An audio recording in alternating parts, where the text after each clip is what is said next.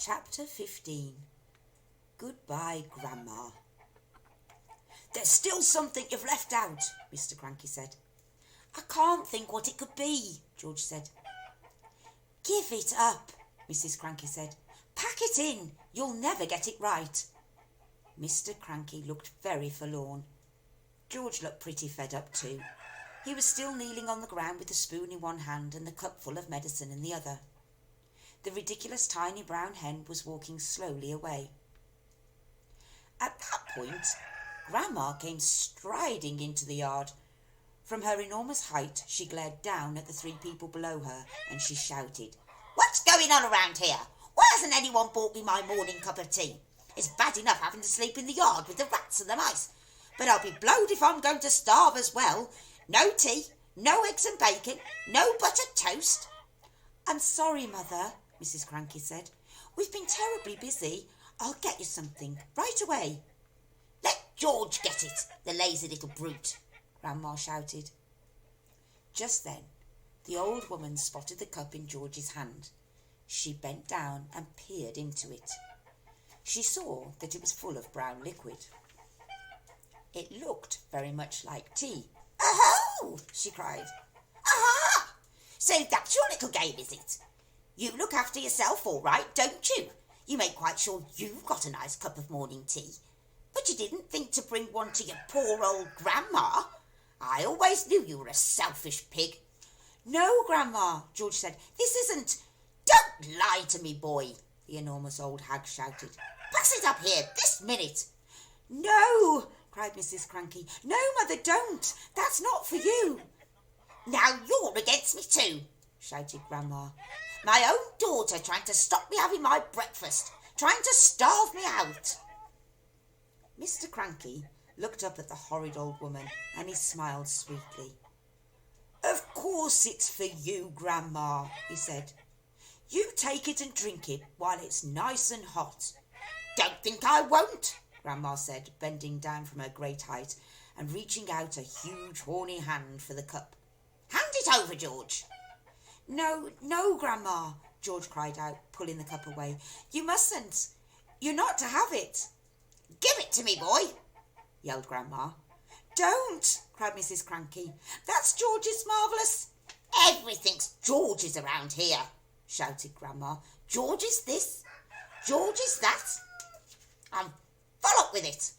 She snatched the cup out of the little George's hand and carried it high up out of reach. "Drink it up, Grandma," Mr. Cranky said, grinning hugely. "Lovely tea."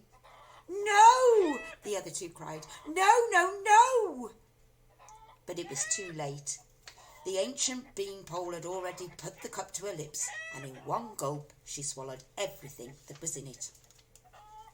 "Mother," wailed Mrs. Cranky, "you've just drunk 50 doses of George's Marvellous Medicine No. 4. And look what one tiny spoonful did to that little old brown hen." But Grandma didn't even hear her. Great clouds of steam were already pouring out of her mouth, and she was beginning to whistle. "This is going to be interesting," Mr. Cranky said, still grinning. "Now you've done it," cried Mrs. Cranky, glaring at her husband. "You've cooked the old girl's goose." "I didn't do anything," Mr. Cranky said. "Oh, yes, you did. You told her to drink it." A tremendous hissing sound was coming from above their heads. Steam was shooting out of Grandma's mouth and nose and ears and whistling as it came. "She'll feel better after she's let off a bit of steam," Mr. Cranky said. "She's going to blow up," Mrs. Cranky wailed. "Her boiler's going to burst." "Stand clear," Mr. Cranky said. George was quite alarmed. He stood up and ran back a few paces. The jets of white steam kept squirting out of the skinny old hag's head, and the whistling was so high and shrill it hurt the ears. "Call the fire brigade," cried Mrs. Cranky. "Call the police. Man the hose pipes." "Too late," said Mr. Cranky, looking pleased. "Grandma," shrieked Mrs. Cranky. "Mother! Run to the drinking trough and put your head under the water." But even as she spoke, the whistling suddenly stopped and the steam disappeared. That was when Grandma began to get smaller. She had started off with her head as high as the roof of the house, but now she was coming down fast. "Watch this, George," Mr. Cranky shouted, hopping around the yard and flapping his arms. "Watch what happens when someone's had 50 spoonfuls instead of one." Very soon, Grandma was back to normal height. "Stop!" cried Mrs. Cranky. "That's just right." But she didn't stop. Smaller and smaller she got. Down and down she went. In another half a minute, she was no bigger than a bottle of lemonade. "How do you feel, Mother?" asked Mrs. Cranky anxiously. Grandma's tiny face still bore the same foul and furious expression it had always had. Her eyes, no bigger now than little keyholes, were blazing with anger. "How do I feel?" she yelled. "How do you think I feel? How would you feel if you'd been a glorious giant a minute ago and suddenly you're a miserable midget?" "She's still going," shouted Mr. Cranky gleefully. "She's still getting smaller." And by golly, she was. When she was no bigger than a cigarette, Mrs. Cranky made a grab for her.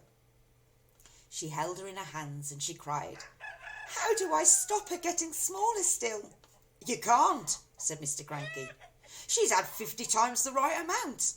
"I must stop her," Mrs. Cranky wailed. "I can hardly see her as it is." "Catch hold of each end and pull," Mr. Cranky said.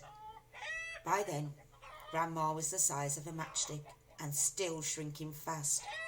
A moment later, she was no bigger than a pin, then a pumpkin seed, then... "Where is she?" cried Mrs. Cranky. "I've lost her."